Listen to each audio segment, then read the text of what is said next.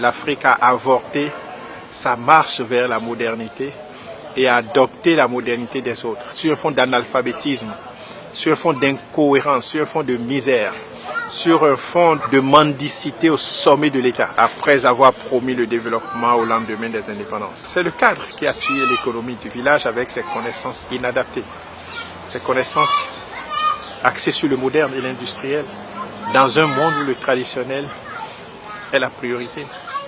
Il faut revoir les choses. Les normes européennes ne sont pas les normes africaines. Les normes des villes ne sont pas les normes du village. L'immunologie du monde paysan ne doit pas être l'immunologie de ceux qui vivent sur les carreaux cirés. L'eau potable pour nous, c'est l'eau de robinet. Mais l'eau de robinet, celui qui vient de l'Europe, il ne peut pas boire ça, il va tomber malade. Tout est relatif.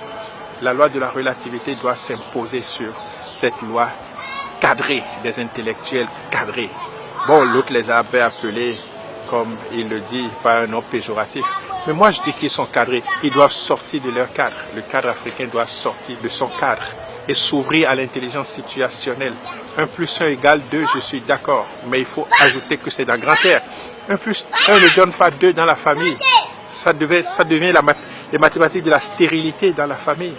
1 + 1, si ça ne donne pas 3, 4, 5 ou 6, vous ne pouvez pas vivre ensemble. Mais ça, c'est un grand F. Et 1 + 1 dans l'agriculture, ça peut donner 1000. Parce qu'une graine plus une terre peut donner 1000 graines en 3 mois. Mais on nous a cadrés dans grand air.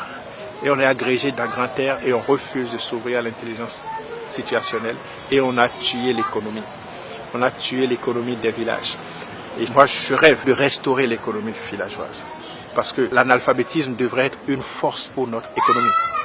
Le chômage devrait être une force pour l'économie des pays africains. Je prends le système éducatif comme un complot contre l'économie. Quand on sortait l'enfant du village, il avait 5 ans.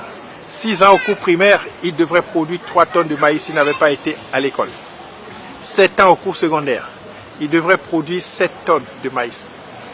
4 ans au cours universitaire, il devrait produire 10 tonnes de maïs.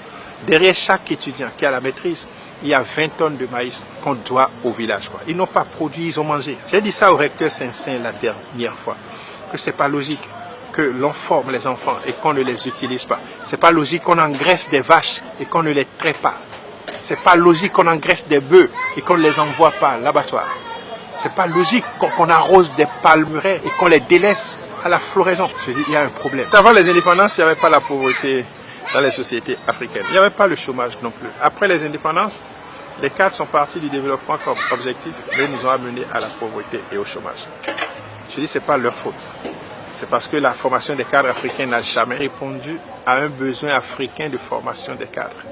Elle a toujours été intégrée à un besoin colonial qui voulait mieux gérer la post-colonisation. Et tous les États africains, après les indépendances, ont mis en place un système d'administration, de grugeage et de braquage.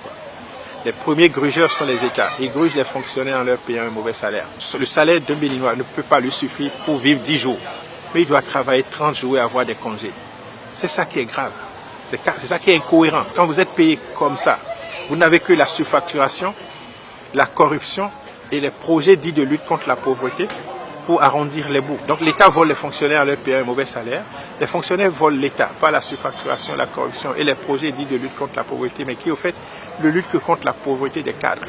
Les deux se mettent ensemble pour gruger les paysans en achetant moins cher leur production. Le coton, le poulet, le cabri n'ont jamais été achetés à leur prix coûtant. Le paysan, à son tour, égruge la terre en tirant de la terre toute sa production sans rien donner à la terre. Il tire de la chèvre toute sa production sans rien donner à la chèvre. Il tire du poulet toute sa production sans rien donner à la poule mère. Et pour finir, toutes ces entités, terre, poulet, cabri, porc, sont rentrés en grève contre l'homme. Comme les fonctionnaires grèvent contre l'État, eux ils aussi grèvent en réduisant leur productivité. Autant de nos grands-parents, les poules pondaient jusqu'à 20 œufs. Aujourd'hui, elles ne pondent que 6 ou 8. C'est leur façon de gréver. La terre donnait bien au temps de nos grands-parents, mais aujourd'hui, elle ne donne plus. Après 5 ans d'exploitation abusive, la terre arrête de donner de la production. Et vous voyez, les poulets, les pintades, les canards, les cabris sont allés jusqu'à réduire leur masse corporelle pour s'adapter à la misère qu'on leur a imposée. Et c'est ça, au fait, la pauvreté. Et c'est sur ce diagnostic que se fonde la maison du paysan. On retourne à la terre ce qu'on lui a volé. Et la terre est prête encore à donner le maximum de production. On retourne aux animaux ce qu'on leur a volé. Et c'est là même qui est l'idée du retour au village, quoi. Le retour au village. On retourne au village ce qu'on lui a volé, le village va prospérer.